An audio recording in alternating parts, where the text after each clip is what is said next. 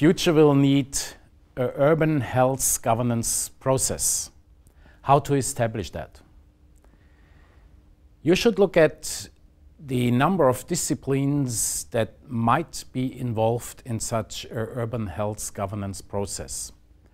This is not only urban planning, these are not only architects, these are medical doctors, specialists in public and mental health, these are sociologists, these are also historians that explain how cities grow and how cities will grow in the future. This is part of a science fiction story that can be written on health governance in urban environments. And this is, of course, also ethic and moral concerns that have to do with the living together in highly dense neighborhoods that would create all kinds of problems in between happily living human beings. So the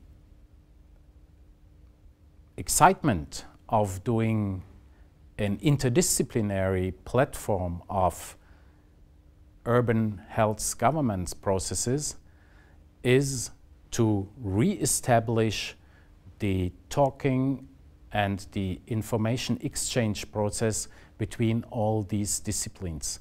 This is not be done by simply round table talking. This has to be fostered by a joint planning and a joint experiment in urban planning, in looking at all the different disciplines that at least all the different disciplines that I've mentioned before. There's a wonderful setting for conflicts in this area, for example, in between economists and medical doctors responsible for healthy environments. But I think it's exactly at the edge of the conflicts where you find new solutions. Because it cannot be in the interest of economists if you have unhappy and diseased people that should work in an urban space. So what you need is a happy and healthy person that gives you a full workload performance and not a person that has to see the medical doctor twice a week. So health, economical performance are closely related to each other. There have been experiments in huge production sites in the automotive industry already to re-establish a healthy urban environment within the production halls, especially for the night shift.